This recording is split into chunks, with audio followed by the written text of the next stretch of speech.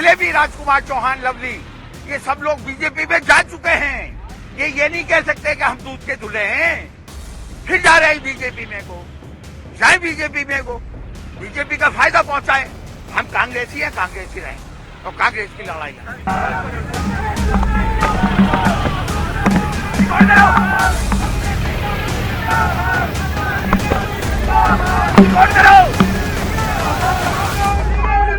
अभी फिर भसड़ हो जाएगी।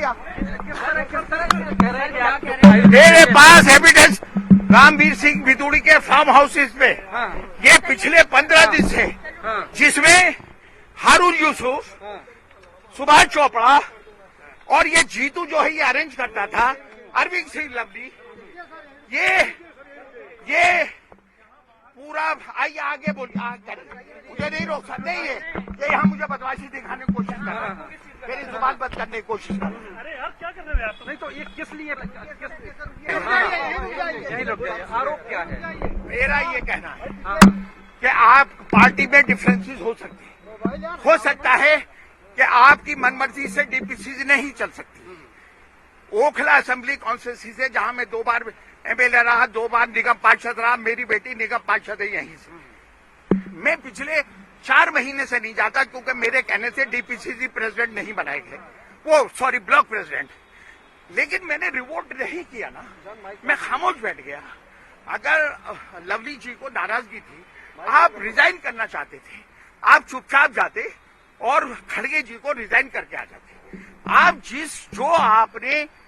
जो उसमें आपने रीजंस रखे, जो आपने उसमें बातें रखी और तब रिजाइन किया है, और वो लेटर मीडिया को आपने, अगर आपकी नीयत में खोट नहीं होता तो आप खामोश जाके रिजिग्नेशन करके आ जाते, और पार्टी आपकी को मनाती, आपसे कहती कि नहीं इन बातों को हम खड़गे जी को, उनको मना करेंगे, बावरिया जी को, आपकी चलेगी, उनकी नहीं चलेगी। ये इंटरनल मैटर था। लेकिन जिस तरह से ओपनली आपने मीडिया को आपने वो लेटर जारी किया, उससे सीधा फायदा बीजेपी को मिल रहा है। और मैं दावे के साथ कह रहा हूं कि हर्ष मल्होत्रा जी की जगह 1-2 दिन में लवली जी कैंडिडेट डिक्लेयर कर दिए जाएंगे बीजेपी की तरफ से। और ये मास्टरमाइंड जो हैं, ये सुभाष चोपड़ा है। सुभाष चोपड़ा अभी आप बुला लीजिए, मैं माफी मांग लूंगा। 3 दिन से सुभाष चोपड़ा जी, क्योंकि ओखला असेंबली कॉन्स्टिट्यूंसी जहां 2.5 लाख मुस्लिम वोटर है, ये ईस्ट दिल्ली में आती है। सुभाष चोपड़ा मुझे 3 दिन से 20 कॉल मेरे पास ऑन रिकॉर्ड है, उनके आए हैं। कल मैं उनके घर पे फ्रेंड्स कॉलोनी मिलने गया मजबूरन, जब वो बार कहने लगे तू मेरा छोटा भाई है, मेरी इतनी सी मुझसे मिलने भी नहीं आ सकता, मिटा दो।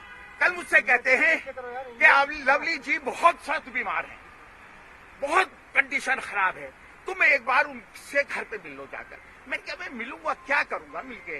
बोले कि अरीबा को सेंट्रल जोन का चेयरमैन बना दिया जाएगा आपकी बेटी को, और अरीबा को 4-5 करोड़ रुपया हम एमसीडी के कमीशन से दिलवा देंगे काम करने के लिए।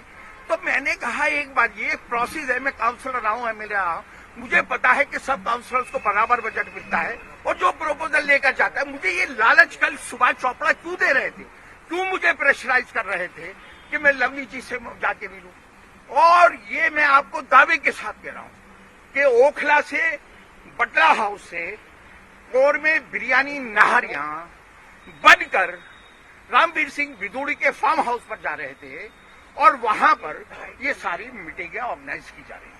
ये आज का खेला नहीं है, ये पिछले से। आप यकीन मानिएगा, मैंने अपने कांग्रेस के कुछ लोगों को, मेरी हाईकमांड तक इतनी पहुंच नहीं है, लेकिन काफी हद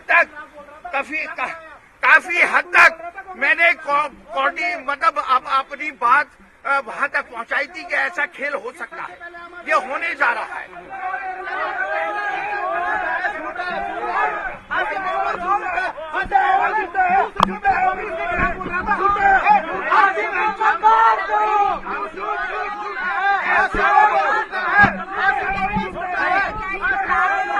प्लान है, पहले से प्लान है, ये प्लान है, ये प्लान है।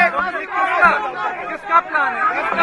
किसका प्लान है? प्लान है, किसका प्लान है? प्लान किसका है? प्लान है, किसका क्या प्लान है? प्लान जो है ये सुभाष चोपड़ा का कोऑर्डिनेशन चल रहा था बीजेपी के साथ। सुभाष चोपड़ा को सबसे पहले सुभाष चोपड़ा जी को निकालना चाहिए पार्टी से। हाँ, ठीक है, ठीक है। अभी तो मैं वीडियो भी जारी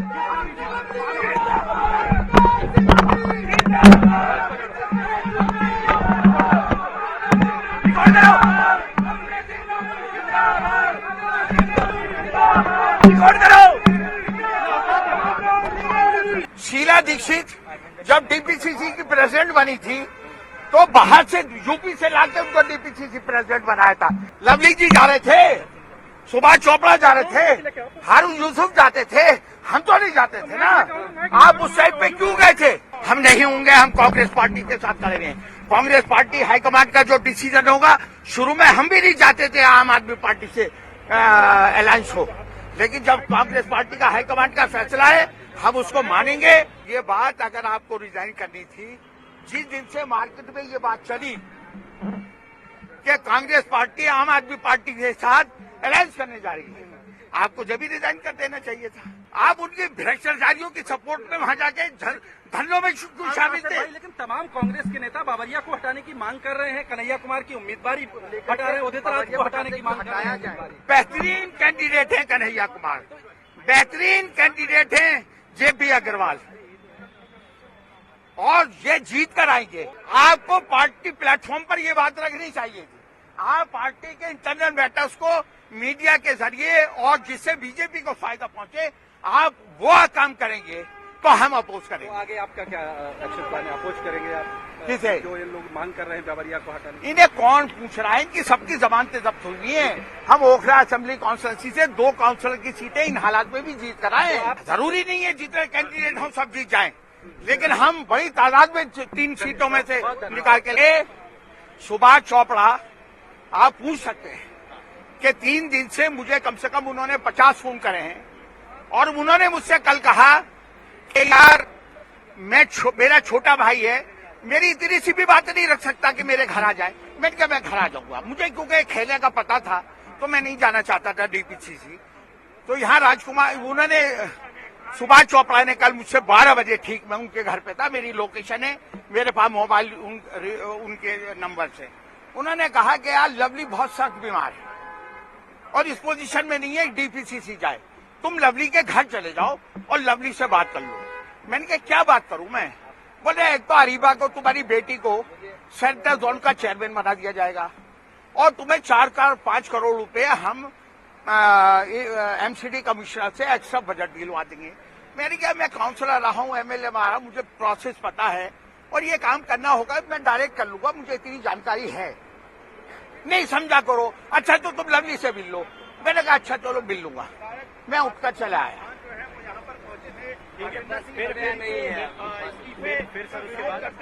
उसके बाद मैं नहीं आया। मेरे पास लवली पहुंचे थे उस वक्त जो है, बताइए। मैं पिछले 15 दिन से कांग्रेस के कुछ सीनियर लीडर्स को, आज वो मुझे बार बार फोन करके कह रहे हैं ये बातें तुम्हारे पास कहाँ से इन्फॉर्मेशन थी?